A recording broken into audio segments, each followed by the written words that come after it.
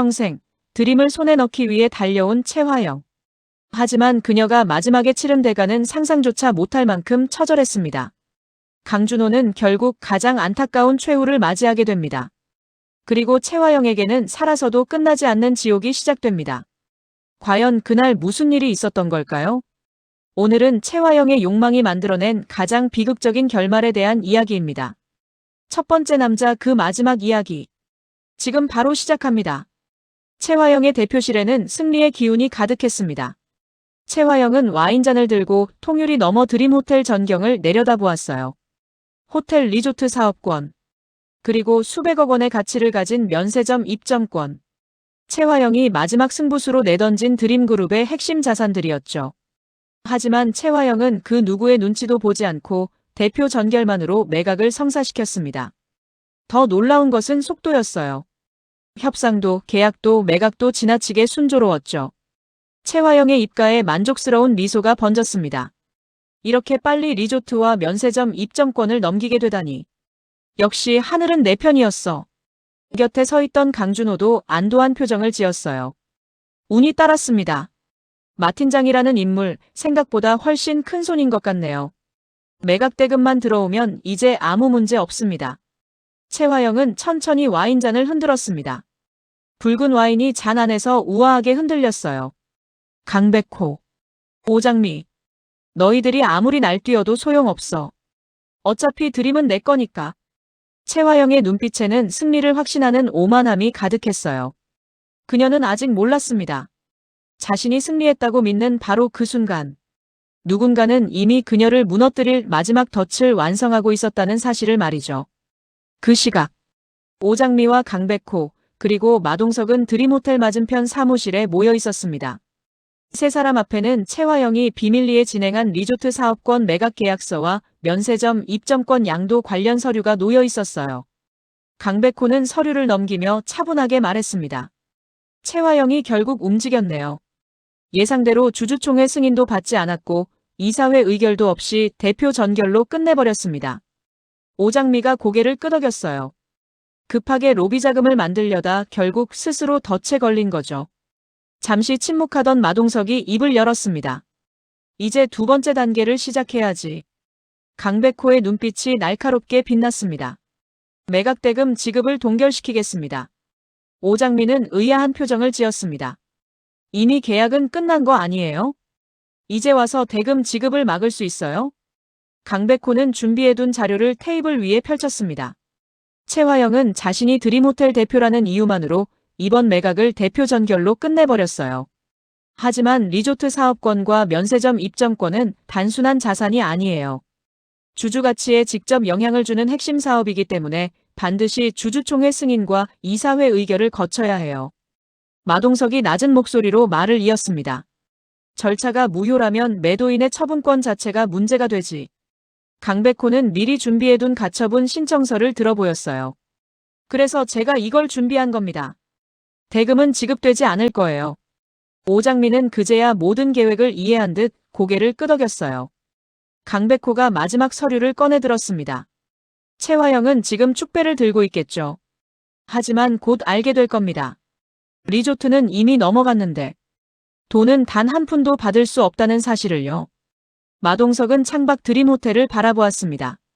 30년 전 자신이 떠나야 했던 곳, 그리고 이제 다시 돌아온 곳. 마동석의 눈빛이 차갑게 가라앉았습니다. 최화영이 승리를 축하하고 있는 바로 그 순간, 그녀를 무너뜨릴 덫은 이미 완성되어 있었습니다. 그리고 며칠 뒤, 최화영이 기다리던 매각대금 입금일, 최화영의 대표실 문이 거칠게 열렸습니다. 쾅! 숨을 헐떡이며 뛰어들어온 사람은 이강혁이었어요. 그의 얼굴은 핏기 하나 없이 새하얗게 질려 있었습니다. 최화영은 순간 불길한 예감을 느꼈어요. 방금 전까지만 해도 승리의 여운에 젖어있던 얼굴이 서서히 굳어졌습니다. 이 실장, 왜 그래? 무슨 일이야? 이강혁은 대답 대신 서류철을 내밀었습니다. 손이 눈에 띄게 떨리고 있었습니다. 대표님, 큰일 났습니다. 그 말에 강준호가 자리에서 벌떡 일어났습니다. 무슨 문제라도 생긴 겁니까? 이강혁은 침을 삼켰습니다. 쉽게 말을 꺼내지 못했어요. 마치 자신조차 믿을 수 없는 사실을 확인한 사람처럼 말이죠. 잠시 후 그가 무거운 목소리로 입을 열었습니다. 리조트 사업권과 면세점 입점권을 인수한 사모펀드 말입니다. 단순히 자산만 사들인 게 아니었습니다. 최화영의 눈썹이 꿈틀했습니다. 그게 무슨 뜻이야? 얼마 전부터 시장에 나온 드림그룹 주식을 꾸준히 사들이고 있답니다. 순간 대표실 공기가 얼어붙었습니다. 최화영의 표정이 순식간에 굳어졌습니다. 주식을? 얼마나? 이강혁은 준비해온 자료를 펼쳤습니다. 아직 정확한 규모는 확인 중입니다. 하지만 현재 확보된 지분만 해도 상당합니다. 강준호 역시 자료를 들여다보며 얼굴을 굳혔어요. 그런데 이강혁의 표정은 여전히 심상치 않았습니다. 마치 진짜 문제는 아직 꺼내지도 않았다는 듯 말이죠. 더 큰 문제가 있습니다. 최화영이 날카롭게 물었어요. 또 뭐가 있는데? 이강혁은 잠시 망설이다 입을 열었습니다. 방금 프랑스 투자청을 통해 확인된 사실이 있습니다. 마 팀장의 한국 본명이요. 최화영의 시선이 이강혁에게 고정되었어요. 누군데? 대표실 안에 무거운 침묵이 내려앉았습니다. 그리고 이강혁이 힘겹게 말을 이었어요. 마동석입니다. 순간 최화영의 손에서 들고 있던 와인잔이 바닥으로 떨어졌어요. 쨍그랑 산산조각난 유리 조각이 사방으로 튀었어요. 뭐라고? 마동석? 마 회장 아들 마동석? 네. 맞습니다. 최화영은 믿을 수 없다는 듯 고개를 저었습니다. 아니야. 그럴 리 없어. 마동석은 죽었잖아. 분명 30년 전 모로코에서 요트 사고로. 이강혁은 천천히 고개를 저었습니다. 죽은 게 아니었습니다. 프랑스를 기반으로 유럽과 아시아를 오가는 투자회사를 운영해왔어요. 그리고 마 팀장이라는 이름으로 활동하고 있었답니다. 최화영의 얼굴이 창백하게 질려갔습니다. 30년 전 죽었다고 믿었던 남자. 자신의 욕심을 위해 이용했던 남자. 다시는 만나지 않을 거라 생각했던 그 남자가 돌아온 것입니다. 말도 안 돼. 왜 하필 지금 나타난 거야? 최화영의 목소리가 떨렸습니다. 하지만 충격은 거기서 끝이 아니었어요. 강준호가 낮은 목소리로 중얼거렸습니다. 설마 처음부터 의도적으로 접근한 겁니까? 이강혁은 무겁게 고개를 끄덕였습니다. 그런 것 같습니다. 처음부터 작정하고 접근했어요. 그 말에 최화영의 손끝이 파르르 떨렸습니다. 조금 전까지만 해도 승리를 확신하던 얼굴. 하지만 이제는 아니었습니다. 이강혁은 마지막 서류를 꺼냈습니다. 그리고 방금 통보가 들어왔습니다. 매도인의 처분권에 중대한 문제가 발견됐다며 매각대금 지급을 보류하겠답니다. 순간 최화영이 소리쳤습니다. 뭐라고? 이미 계약은 끝났잖아. 도장도 다 찍었는데 이제 와서 무슨 소리야? 이강혁은 힘없이 말했습니다. 주주총회 승인, 이사회 의결 둘 다 거치지 않고 대표님 전결로만 매각을 한 것이 문제가 된 것 같습니다. 그 순간 최화영의 머릿속에서 퍼즐 조각들이 하나둘 맞춰지기 시작했어요. 너무 쉽게 나타난 매수자. 너무 순조롭게 진행된 협상. 너무 빠르게 체결된 계약. 어쩐지 모든 것이 이상할 정도로 완벽했습니다. 그리고 바로 그 점이 함정이었습니다. 이강혁이 이를 악물었습니다. 처음부터 우리를 노린 거야. 최화영이 벌떡 일어났습니다. 강백호와 오장미가 일부러 미끼를 던진 거라고. 우리가 주주들 몰래 자산을 매각하게 만들고 그 과정을 전부 증거로 남긴 거야. 순간 최화영의 얼굴이 처참하게 일그러졌습니다. 매수자가 너무 쉽게 나타난 이유. 계약이 비정상적으로 빠르게 진행된 이유. 모든 의문이 하나로 연결되었습니다. 전부 덫이었습니다. 강백호와 오장미가 치밀하게 파놓은 덫. 그리고 자신은 그 덫 속으로 스스로 걸어 들어갔던 것입니다. 쾅! 최화영은 책상을 뒤엎었어요. 서류들이 공중으로 흩날렸습니다. 오장미, 감히 나를 가지고 놀아? 최화영의 눈에는 광기 어린 살기가 번뜩였어요. 다 오장미 너 때문이야. 내가 내 앞에 나타나지만 않았어도 이렇게까지 되진 않았어. 그 순간 최화영의 분노는 더 이상 이성으로 통제할 수 없는 수준에 이르고 있었습니다. 매각대금은 묶였고 마동석은 살아 돌아왔죠. 강백호와 오장미는 자신보다 몇 수 앞서 움직이고 있었습니다. 최화영은 떨리는 손으로 이마를 짚었어요. 그리고 낮게 중얼거렸습니다. 이제 나한테 남은 게 뭐가 있지? 한참 동안 침묵이 흘렀습니다. 그러다 갑자기 최화영의 눈빛이 서늘하게 변했습니다. 아니야, 아직 끝난 게 아니야. 그녀는 자리에서 천천히 일어났습니다. 오장미, 내가 나타난 뒤부터 모든 일이 꼬이기 시작했어. 너만 아니었다면 일이 이렇게까지 되지 않았어. 최화영의 목소리가 점점 거칠어졌습니다. 남은 방법은 하나뿐이야. 오장미를 없애야 해. 그녀는 스스로를 설득하듯 중얼거렸습니다.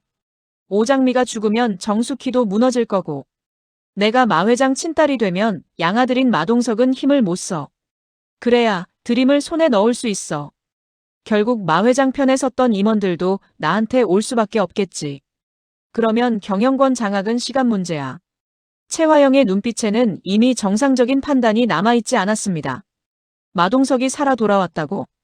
그래봤자 양아들이야. 결국 사람들은 핏줄을 선택하게 되어 있어. 최화영은 주먹을 꽉 움켜쥐었습니다.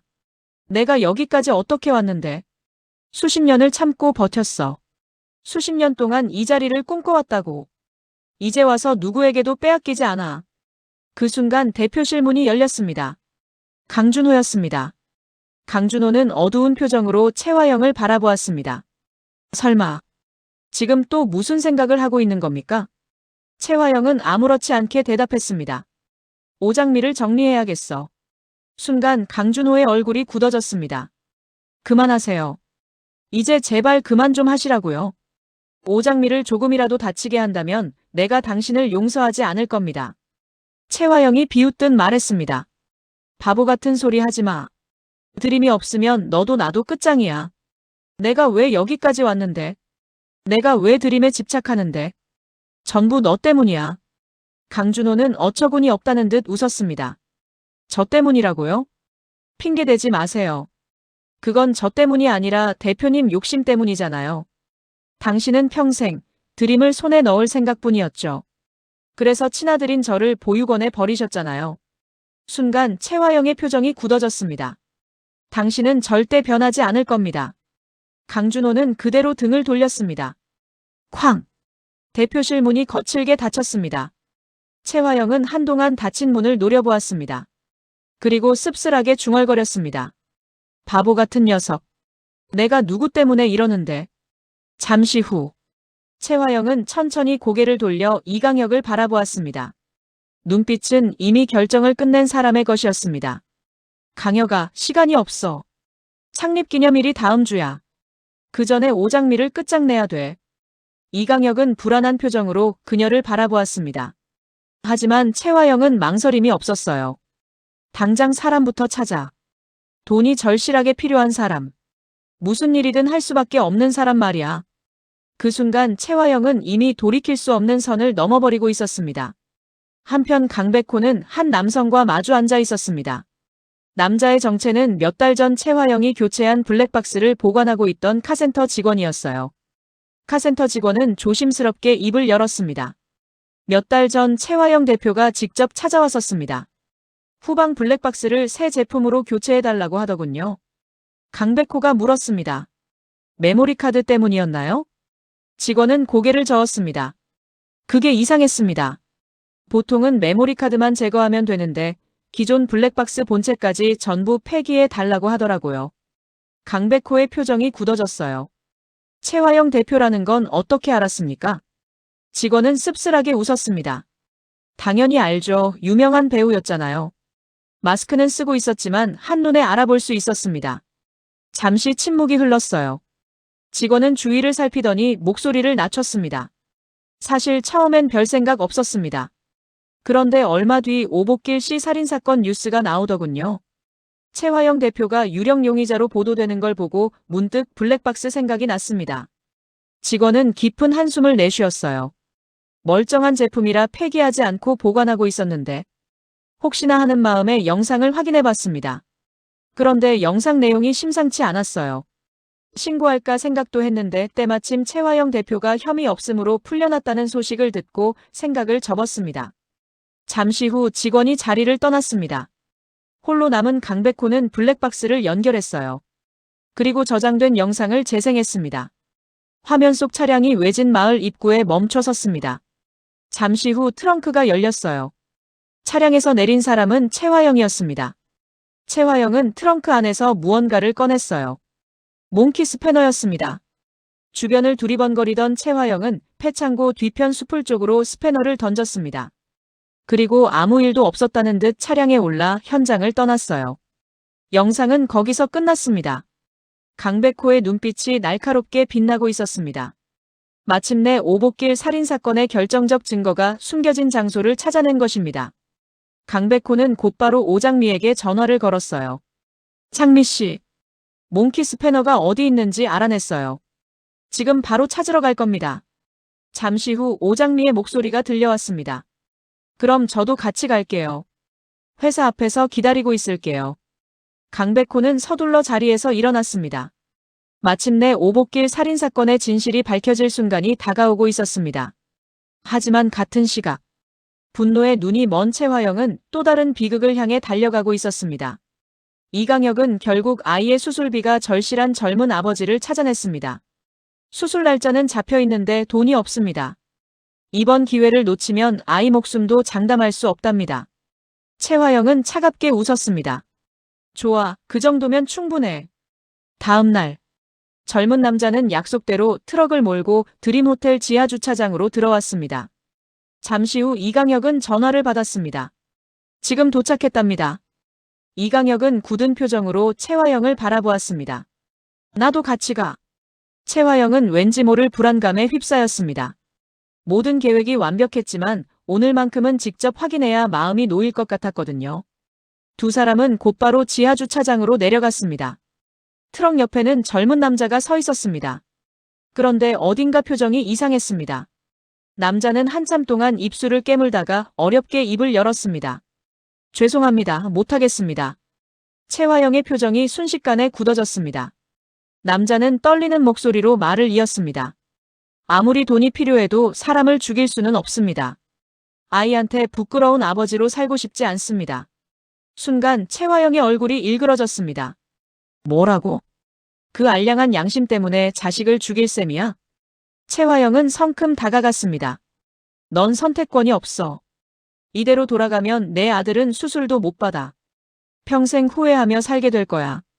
하지만 남자는 고개를 저었습니다. 죄송합니다. 짧은 말을 남기고 트럭으로 향했습니다. 바로 그 순간 최화영의 휴대전화가 울렸습니다. 오장미를 미행하던 사람이었습니다. 대표님. 오장미가 움직이기 시작했습니다. 순간 최화영의 눈빛이 광기로 물들었습니다. 오늘 오장미를 놓치면 다시는 기회가 없었습니다. 오늘이 마지막이야. 최화영은 젊은 남자를 거칠게 밀쳐냈습니다. 비켜, 내가 직접 오장미를 끝내야겠어. 이강혁이 다급히 그녀의 팔을 붙잡았습니다. 화영아, 정신 차려. 이건 아니야. 더 이상 손에 피 묻히지 마. 이제 그만하자. 하지만 최화영은 이미 아무 말도 들리지 않는 상태였습니다. 저리 비켜. 그녀는 이강혁의 손을 뿌리치고 운전석에 올라탔습니다. 그리고 거칠게 시동을 걸었습니다. 최화영의 광기는 이제 누구도 멈출 수 없는 곳까지 치닫고 있었습니다. 오장미는 강백호와 통화를 마친 뒤 서둘러 로비로 내려왔습니다. 마침 그 시각 1층으로 내려오던 강준호는 오장미가 급히 밖으로 나가는 모습을 발견했어요. 그 순간 강준호의 머릿속을 스쳐 지나가는 장면이 있었습니다. 오장미를 끝장내야 돼. 최화영이 했던 말이었습니다. 강준호는 무심코 호텔 밖을 바라보았어요. 그리고 순간 걸음을 멈췄습니다. 조금 전 호텔 앞을 지나가던 낯선 트럭이 또다시 호텔 앞을 맴돌고 있었기 때문입니다. 설명할 수는 없었지만 불길한 예감이 들었습니다. 강준호는 본능적으로 오장미의 뒤를 따라 나갔어요. 오장미는 회사 앞 신호등 옆에 서서 누군가를 기다리고 있었습니다. 강준호는 한숨을 내쉬었어요. 괜한 걱정이었던 걸까요? 그대로 돌아서려는 순간이었습니다. 멀리 떨어진 도로 위. 멈춰있던 트럭이 갑자기 움직이기 시작했습니다. 강준호의 시선이 운전석으로 향했습니다.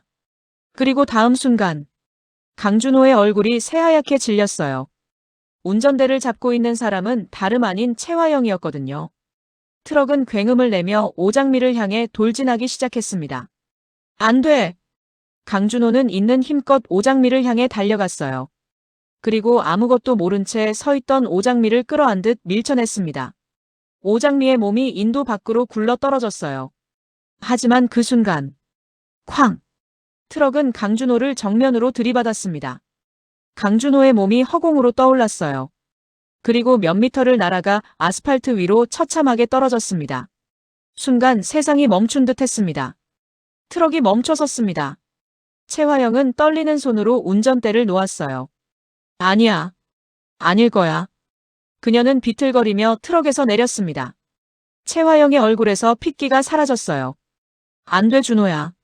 안 돼. 너일 리가 없어. 최화영의 다리가 힘없이 꺾였습니다. 내가 우리 준호를. 말도 안 돼. 최화영은 울부짖으며 강준호에게 달려갔습니다. 하지만 이미 늦었습니다. 사람들이 하나둘 모여들기 시작했어요. 오장미는 피를 흘리며 쓰러진 강준호를 붙잡고 오열했습니다. 준호씨, 눈 떠봐요. 안 돼, 준호씨. 아스팔트 위로 붉은 피가 번져나가기 시작했습니다. 최화영은 넋이 나간 얼굴로 그 자리에 주저앉았어요. 그리고 떨리는 손을 내밀었습니다. 준호야. 엄마야. 눈 좀 떠봐.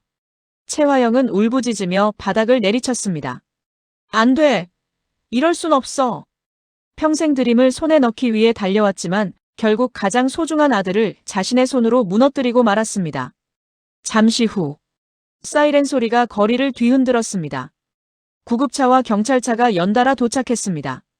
경찰은 곧바로 최화영에게 다가가 수갑을 채웠습니다. 안 돼. 이렇게 갈 순 없어. 최화영은 발버둥 치며 울부짖었습니다. 내 아들이 저기 있잖아. 우리 준호가 죽어가고 있단 말이야.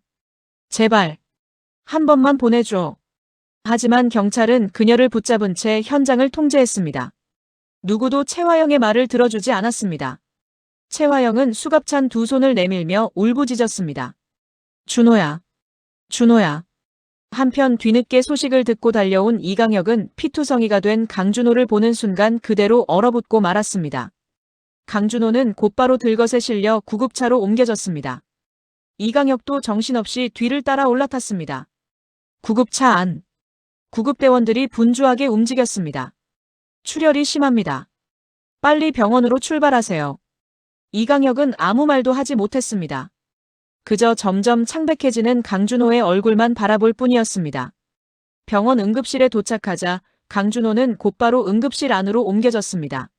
수혈 준비하세요. 서두르세요. 응급실 안이 긴박하게 돌아가기 시작했습니다. 그때였습니다. 희미하게 감겨있던 강준호의 눈이 천천히 열렸습니다. 이강혁은 급히 침상 곁으로 다가갔습니다. 준호야, 정신 차려. 강준호는 흐릿한 시선으로 이강혁을 바라보았습니다. 그리고 힘겹게 입술을 움직였습니다. 아버지. 순간 이강혁은 그대로 굳어버렸습니다. 처음이었습니다. 강준호가 자신을 아버지라고 불러준 것은. 이강혁의 눈가가 붉어졌습니다. 준호야. 나 같은 놈한테 아버지라니. 미안하다. 정말 미안하다. 평생 잘못된 선택만 하며 살아왔습니다. 최화영의 곁에서 수많은 죄를 외면했습니다. 그리고 그 대가가 지금 눈앞에서 피 흘리는 아들로 돌아오고 있었습니다. 하지만 그것이 마지막이었습니다. 강준호의 눈이 다시 감기기 시작했습니다. 의료진이 다급하게 움직였습니다. 환자 상태 떨어집니다. 심폐소생술 준비. 곧 응급실 안은 다시 긴박하게 돌아가기 시작했습니다. 하지만 얼마 후 길게 이어지는 기계음이 응급실 안을 울렸습니다. 삐익! 의료진의 노력에도 끝내 기적은 일어나지 않았습니다. 이강혁은 힘없이 무릎을 꿇었습니다. 그리고 차갑게 식어가는 강준호의 손을 붙잡았습니다. 평생 한 번도 아버지 노릇을 해주지 못했던 남자. 그런 그에게 강준호가 남긴 마지막 말은 아버지. 단 한마디였습니다. 강준호는 끝내 눈을 감았습니다. 그리고 최화영은 자신의 손으로 하나뿐인 아들의 인생을 무너뜨리고 말았습니다. 평생 드림을 차지하기 위해 달려왔습니다. 수많은 사람을 속였습니다. 수많은 사람의 눈물을 외면했습니다. 하지만 그녀가 끝내 잃은 것은 드림이 아니라 가장 소중했던 아들이었습니다. 얼마 후 교도소 독방. 차가운 벽에 기대앉은 채화영은 멍하니 허공만 바라보고 있었습니다. 그녀의 손에는 더 이상 권력도 없었습니다. 돈도 없었습니다. 곁을 지켜줄 사람도 없었습니다. 채화영은 떨리는 목소리로 중얼거렸습니다. 준호야. 조금만 기다려. 엄마가 곧 갈게. 하지만 대답해줄 사람은 아무도 없었습니다. 드림도 잃었습니다. 아들도 잃었습니다. 권력도 잃었습니다. 자유도 잃었습니다. 그리고 마침내 자신마저 잃어버렸습니다. 그때였습니다. 채화영의 귓가에 익숙한 목소리가 들려오기 시작했습니다. 엄마. 왜 그랬어요? 채화영은 두 귀를 틀어막았습니다. 아니야. 아니야. 준호야. 엄마가 잘못했어.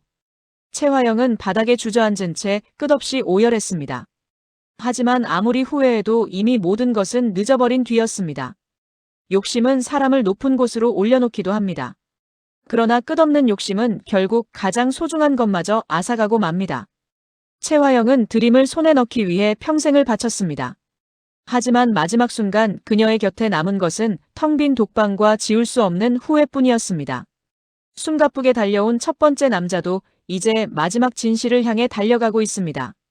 다음 화에서는 마대창이 평생 숨겨온 비밀, 절친 최명철의 죽음 뒤에 감춰진 진실과 최하준의 막대한 유산과 의결권이 왜 마대창에게 맡겨질 수밖에 없었는지 그 충격적인 전말이 밝혀집니다.